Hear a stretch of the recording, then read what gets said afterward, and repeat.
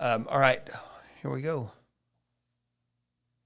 I've been watching the difference that the High Plains Food Bank has been making here in the Texas Panhandle for a very long time. I've always admired their work, and it's one of the things that I love about my faith is it's feed and clothe those who need it. And I mean, I think that's a call on all of our lives, and it is definitely a call on this man's life. Zack Wilson joins us here.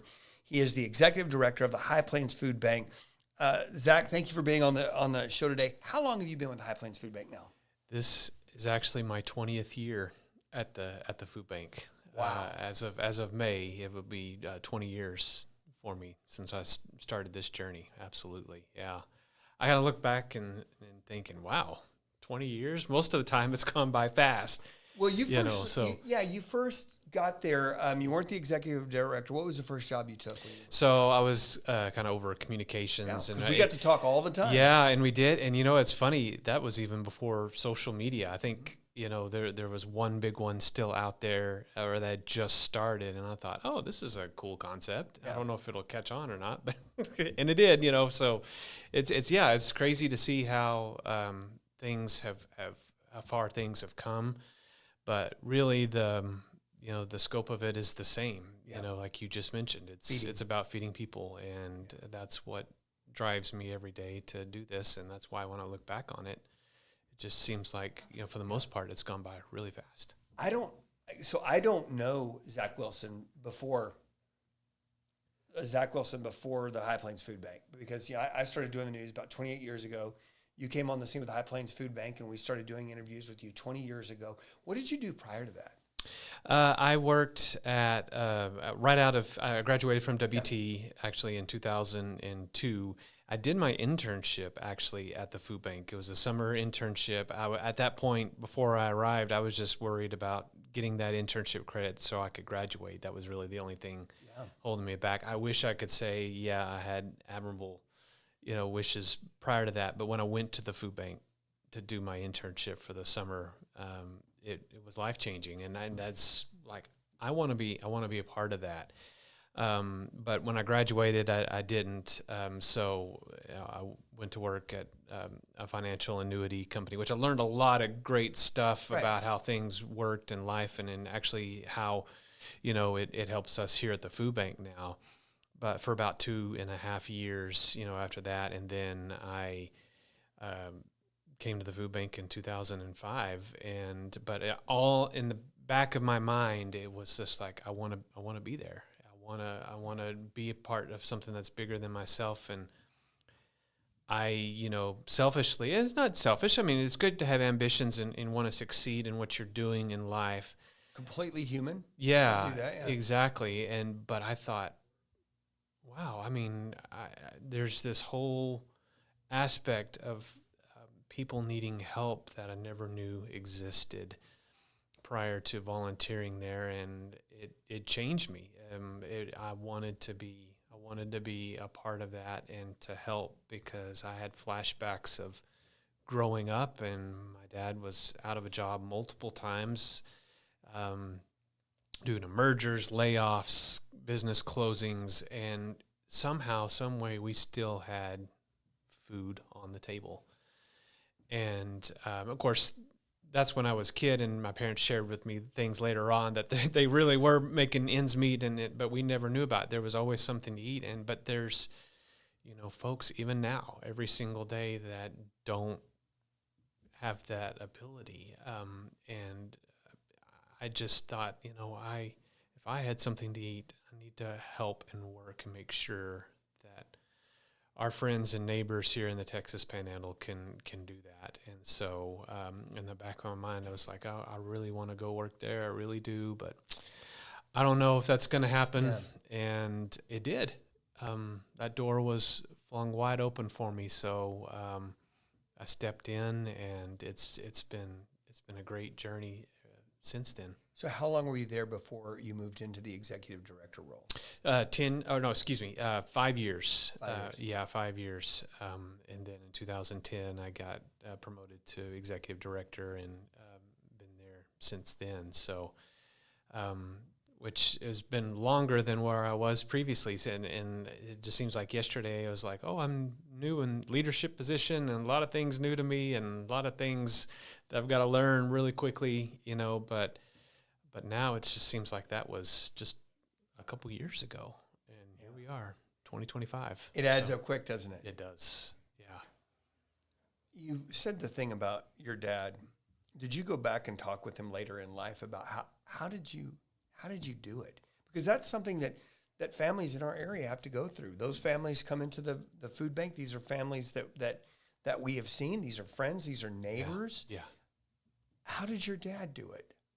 He told me that, you remember those, late nights when I was at work, and then times that I wasn't, I was out there just trying to, job applications and interviews and just trying, to make it work. And he said, we were fortunate that, I was plugging away at savings as I got a chance when I had a job, just because I knew as a banker, that's what you needed to do. And then all of a sudden it came in very, very handy and useful. But he said there were times where it was getting really close to drying up and we had no other income. And he said that's why, we ate a lot of beans and why, and I thought, yeah, that's right. I do remember eating a lot of bean burritos and, pinto beans and things like that. And I loved it. They just did it in a way it was like, well, I was thankful for what,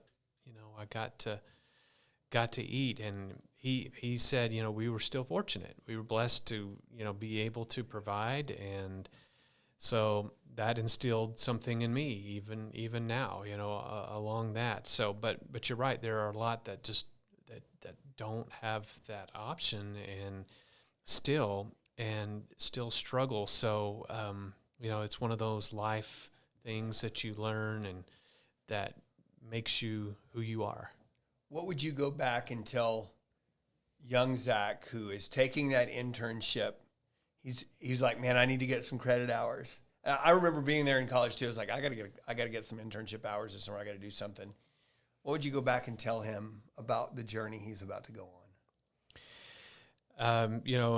Embrace it and enjoy every minute of it. If I had to go back and tell myself, I knew it would be life changing, and if I could just say, embrace it and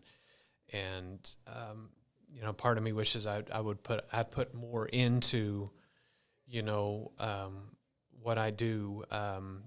When I started in communications, there's that excitement, that adrenaline, being there finally in a position that I wanted to be in, and embrace change. Be willing to. If I had known now what was coming, in these past 20 years, from natural disasters to pandemics to recessions to inflation, all of those things. If I'd known all of that, I really wish I could have done some things differently, or but still, just enjoy it. Don't let it pass you by too quickly. Remember the faces, remember the stories, remember the names, because there was a lot I wish I would have written down. And if we had the technology of today back in 2005, oh boy, it would have been a lot different, right? But yeah, well, that's something that I tell my girls. It's like, write it down, like journal, keep these things, these experiences. So we know now the Zack origin story. That's how you made it there. Of course, the High Plains Food Bank, they were founded in 1890 or 1982 rather. They've been making a huge difference. I wanted to bring you in specifically during this time, Zack, because we talked the other day at an event, and you told me about the increasing need. And not only is the need going up, but the resources seem to be going down. How are you? You talked about your dad making ends meet. How are you guys making those ends meet as we're seeing this shift in resources down and need up?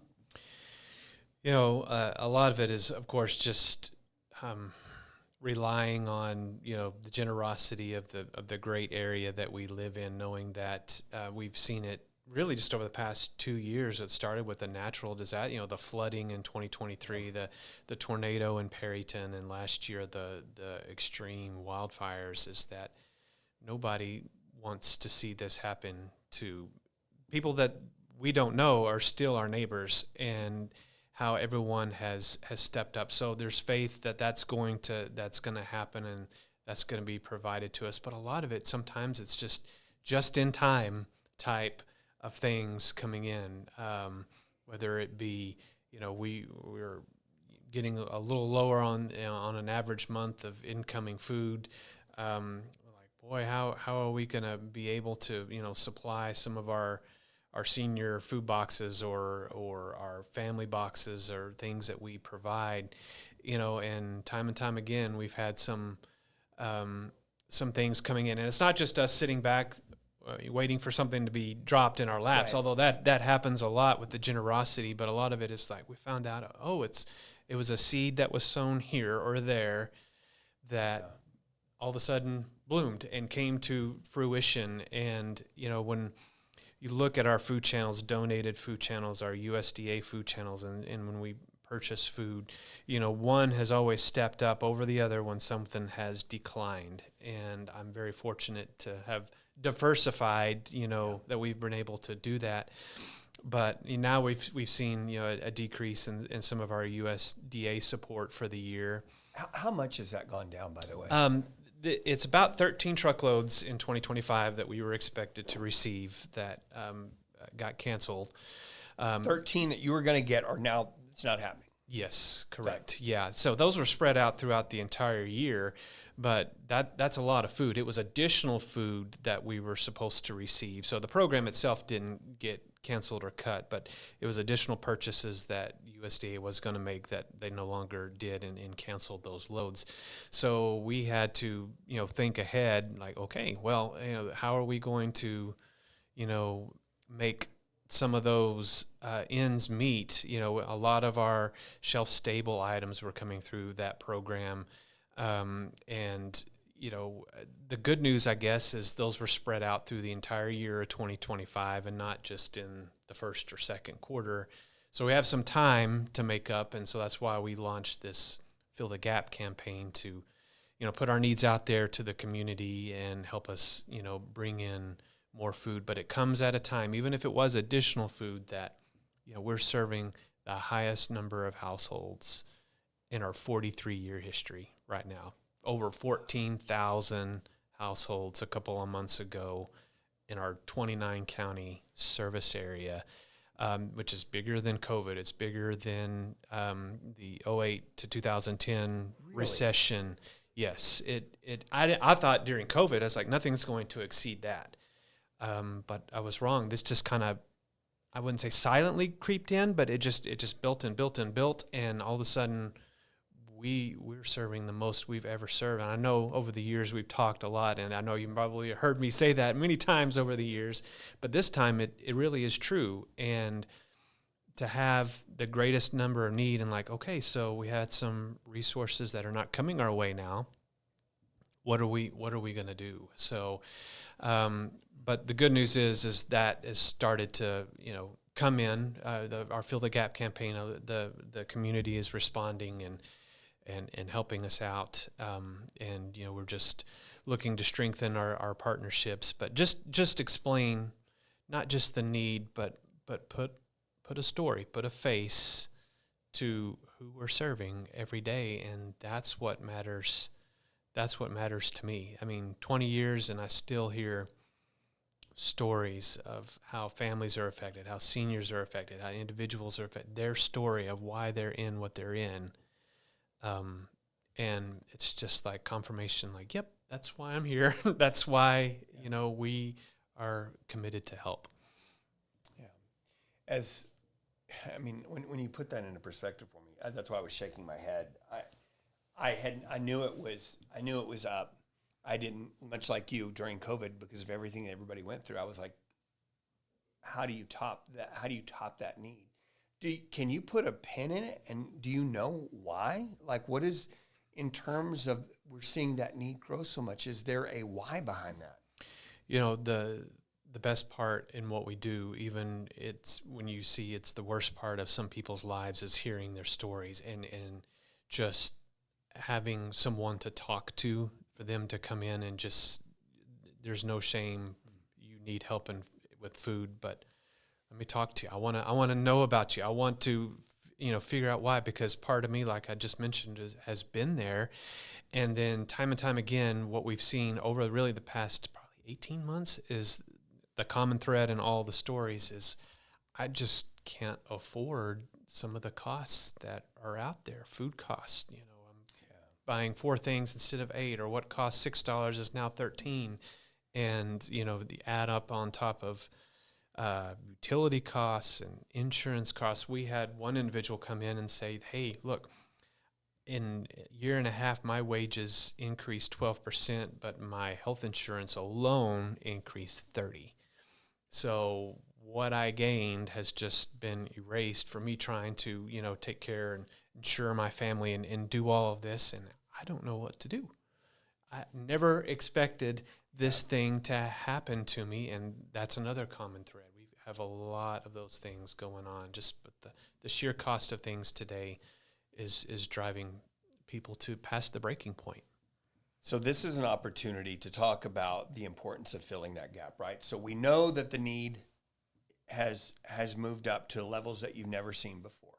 We know that the resources now, especially with those truckloads not coming this year, we need to fill the gap. So what can the community do? I was talking to a friend of mine today, and I told her that I was going to be interviewing you and we were going to be talking, and they were like, I had no idea. What can we do? And so for somebody watching right now, how do we fill the gap? How do we help you get past this? The easiest way, and we knew we could always do this, but during COVID, it taught us a lot in 2020. If we had funds coming into the amount that we could bring in just scores and scores of food, we know that we can meet the need. And so a lot of funds came in 2020. And so there were 2 months out of that year that we had 1 million pound months, meaning we sent out 1 million pounds of food. You had 2 months like that? Yeah, two specific months, June and November of 2020. Okay. We sent out over 1 million pounds of food to our entire county, a 29 county service area. And we knew that we could do more, but we had, the funds to do that, funds to bring in food. And in 2020, that's how we had to do it. I mean, things were shut down. We weren't able to pick up a lot of things that we normally picked up, so we had to bring that in. So the same thing works now. I mean, if you support us financially, we're able to bring in, a lot of those food resources, and then we can send them out. So, so what can you do with a $100 donation? If somebody's sitting here and they're listening to this and like, all right, I want to give, your ability to take that $100, it's not like you and I going to the grocery store and we're walking through United trying to do our grocery shopping. What you're able to do with $100 far exceeds what we can do.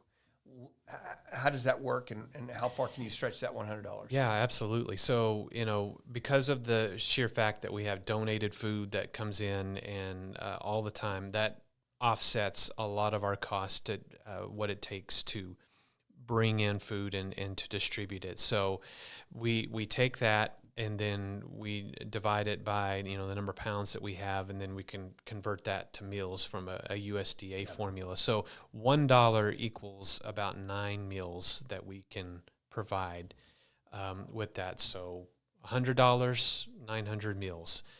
Even in this environment where costs are really high, we are still able to stretch it as far as it will go and bring in those foods. So there really isn't a gift that's too small. Okay. $25, $50, $100. We can do a lot with that.